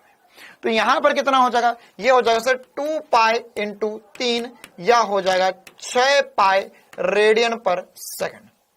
6 पाई रेडियन पर सेकंड ओमेगा का मान आएगा। किसका मान आएगा, ओमेगा का मान आएगा 6 पाई रेडियन पर सेकंड। क्लियर है छोटी सी बात। अच्छा, अब यहां पर हमें तो ये पूछा नहीं, हमसे रेखीय वेग पूछा। रेखीय वेग क्या होता है, ओमेगा पता है, आर पता है, तो सर रेखीय वेग का सूत्र होता है v बराबर आर ओमेगा। तो आर दिया हुआ है 0.1 इंटू 6 पाई। अच्छा सर, यह तो मैं कैसे लेकर आऊंगा, एक बार वैल्यू रखकर देख लेते हैं कितना आएगा। यह आ जाएगा सर 0.1 इंटू 6 इंटू 3.14 पाई की वैल्यू होती है। तो देखो बेसिकली 6 से गुणा करना है इसका, है ना, 6 से गुणा करना है तो कितना आएगा 6 से गुणा करने के बाद में सर हो जाएगा 6 4 24, फिर हो जाएगा 8, ओके 18। अच्छा, अब दशमलव कहां लगाना है, 1 2 और 3 अंक बाद, 1 2 3, 1.88 मीटर पर सेकंड रेखीय वेग आएगा। तो क्या मेरा आंसर आ चुका है, बिल्कुल सर रेखीय वेग आ गया, मेरा आंसर आ गया, रेखीय वेग आ गया, मेरा आंसर आ गया। लेकिन हम तो सर सूरवीर योद्धा, आसानी से छोड़ने वाले नहीं, सवाल को पूरा सॉल्व करेंगे। तो अब हमसे क्या पूछा है, त्वरण। तो त्वरण निकालने के हमारे पास दो फॉर्मूले हैं। त्वरण निकालने के हमारे पास दो फॉर्मूले हैं। एक फॉर्मूला है त्वरण निकालने का v²/r और दूसरा फॉर्मूला है ω²r। कौन से फॉर्मूले से आप लोग करना चाहोगे, v²/r या ω²r? v भी पता है, ओमेगा भी पता है, लेकिन सर दुनिया को सुंदर चीजें पसंद है और मैं भी इस दुनिया का ही रहने वाला हूं, मुझे भी सर सुंदर ही चीजें पसंद है। बैंगन जैसी शकल वाले तो सर मुझे भी बिल्कुल अच्छे नहीं लगते। तो ये इसकी शकल ही सर बेकार है, इसकी शकल सूरत सब बेकार है, तो ये तो मुझे पसंद नहीं है, ये अच्छा लग रहा है, तो मैं ω²r से कर लूंगा। तो AC जो होगा वो ω²r या हो जाएगा 6 पाई का स्क्वायर इंटू r। r दिया हुआ 0.1, कितना दिया हुआ है 0.1। तो अब ये क्या लिखा हुआ है, ये लिखा हुआ है 6 का स्क्वायर 36 इंटू, अब देखना ध्यान से, ये क्या है पाई का स्क्वायर इंटू 0.1। अब जिनको नहीं पता उनको मैं बता देता हूं कि पाई का स्क्वायर जो होता है वो लगभग 10 के बराबर होता है, एग्जैक्ट 10 नहीं होता, लगभग 10 के बराबर होता है, लगभग 10 के बराबर होता है। पाई का स्क्वायर लगभग 10 होता है, ठीक है। तो लगभग 10 मतलब कितना हो गया ये, सर मैं चाहूं तो यहां पर से AC की वैल्यू लिख सकता हूं, ये हो जाएगा 36 इंटू 10 इंटू 0.1, या पॉइंट से पॉइंट उड़ जाएगा, ये हो जाएगा 36 मीटर पर सेकंड स्क्वायर। तो 36 मतलब लगभग होता है ना, तो 35.5 35.5 सबसे करीब आंसर होगा, ठीक है।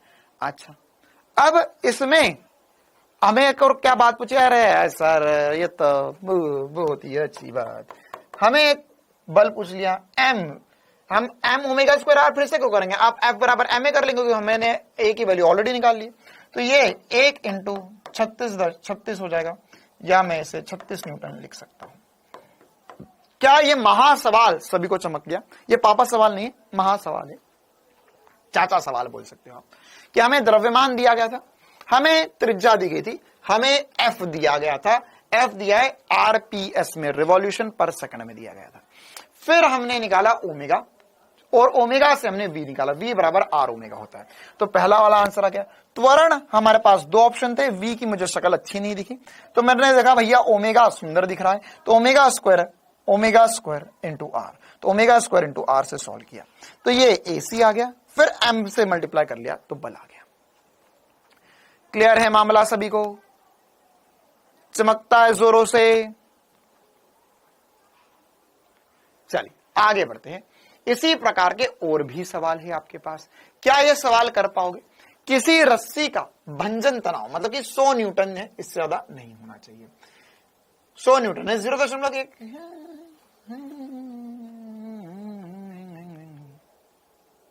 चीटिंग, एक ही सवाल है, हल्का सा परिवर्तन है बस डाटा में, एक ही सवाल आ गया। देखो पढ़ो सवाल, जल्दी से करके बताओ, 10 सेकंड में आंसर बताना है सभी को। वेग पूछा हुआ है, किसी रस्सी का भंजन तनाव दिया गया है, द्रव्यमान भी दिया गया है, त्रिज्या भी दी गई है। आपको बताना है कि अधिकतम चाल क्या होगी इसकी, जिसके रस्सी टूटे बिना ये गोल गोल घूम जाए,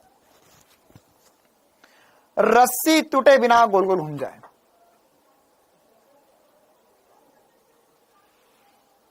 सर बैंगन की सब्जी अच्छी नहीं होती है क्या?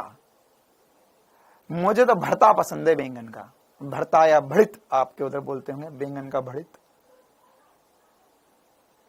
समझते बैंगन का भरता क्या होता है? उसमें बैंगन को जला जला के फिर उसके अंदर का माल निकाल कर उसे दबा दबा के मैश करते और फिर मैश कर लेते उसको अच्छे से और फिर बघार लगाते उसका। मुझे बस वही पसंद है, जला जला के। हाँ, एमपी वालों को भी बहुत पसंद है, एमपी में बैंगन का भरता बोलते, भड़ित भी बोलते। आंसर बताओ।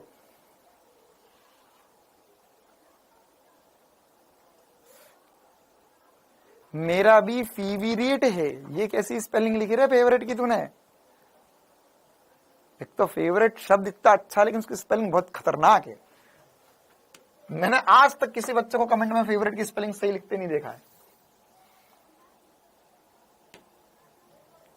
चलो देखो क्या बोला है क्वेश्चन में। क्वेश्चन में हमें तनाव दिया गया है 100 न्यूटन। अरे करूं मैं या बन गया। 0.1 kg हमें बल दिया गया है, सॉरी द्रव्यमान दिया गया है। त्रिज्या 0.5 मीटर दी गई है और हमें बताना है कि वेग। तो क्या मैं यहां पर लिख सकता हूं कि F बराबर होता है अभिकेंद्रीय बल mv² बटे में r। क्यों? क्योंकि वेग निकालना है। कितना दिया है? 100 न्यूटन। m का मान 0.1 इंटू v² बटे में 0.5 टड़ोंग टड़ोंग 5 हो जाएगा। तो जाएगा 100 इंटू 5 का वर्गमूल, ये भी आ जाएगा, या 10√5 मीटर पर second is the very correct answer for this question. क्या अब ऐसे आसान आसान से सवाल बना ले जाओगे?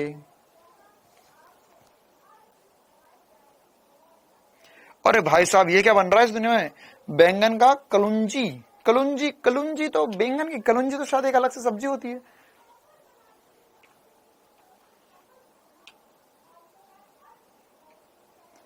गौरव कुमार, अच्छा बैंगन का भरता खाने बुला रहे हो?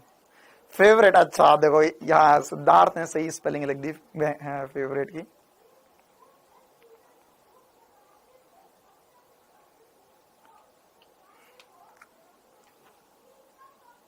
हाँ, और उसमें जो गैस के ऊपर नहीं, जो कंडे के ऊपर, कंडा समझते हो तुम लोग? तो कंडे के ऊपर जो सेकते हैं उसका जो स्मेल आता है वो गजब लगता है, वो सबसे सही टेस्ट है।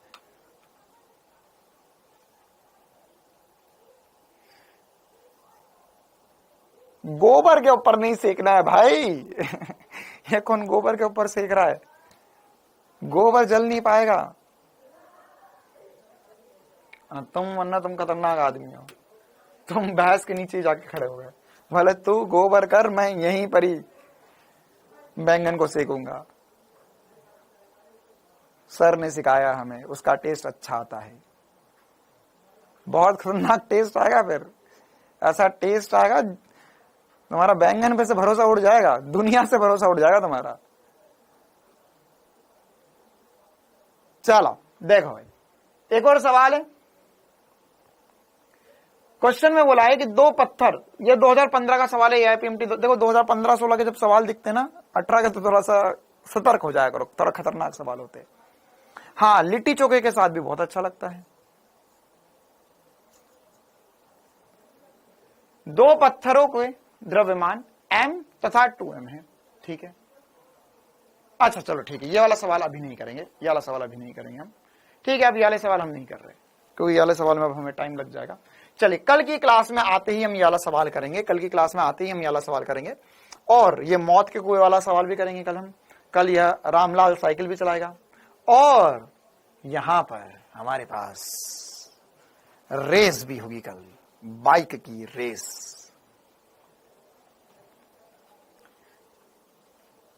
कल ये सब कुछ हम करने वाले हैं, ठीक है। तो कल की क्लास में मिलेंगे। ये रोड ऐसा उठा हुआ क्यों होता है ये भी हम कल देखेंगे, और साथ ही साथ मतलब कल की क्लास में इसी पर सारी चर्चाएं होंगी। और थोड़ा बहुत अगर हमारे पास समय बचता है तो हम ऊर्ध्वाधर वती गति भी थोड़ा बहुत कल पढ़ना चाहेंगे।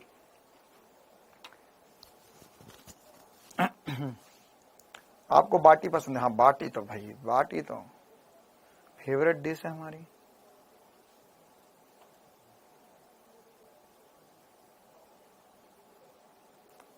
भुट्टे की सब्जी, हाँ भुट्टे की सब्जी तो बनती है, भुट्टे की सब्जी तो अच्छी भी लगती है। भुट्टे का तो किस भी अच्छा लगता है, किस लो उसको और बढ़िया मस्त लगता है। तो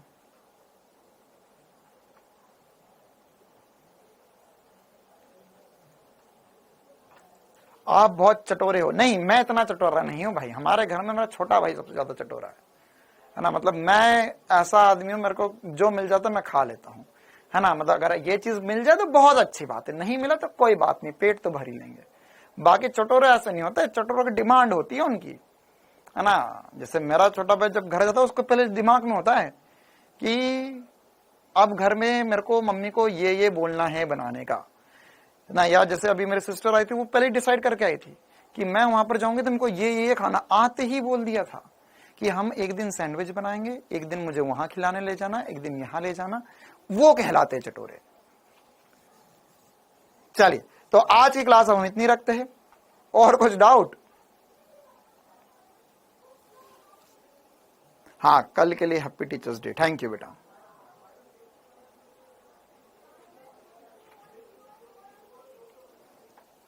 हाँ भाई, तो आज की क्लास इतनी रखते। कल की क्लास में हम ये सब कुछ डिस्कस करने वाले हैं, और साथ ही साथ होमवर्क के कुछ क्वेश्चंस होंगे। हो सकता है कुछ क्वेश्चंस इन टॉपिक से भी आ जाए आपको होमवर्क में, तो बन जाते तो ठीक है, नहीं बनते तो कल की क्लास में डिस्कस कर ही लेंगे। चलिए तो कर दे क्लास एंड फिर।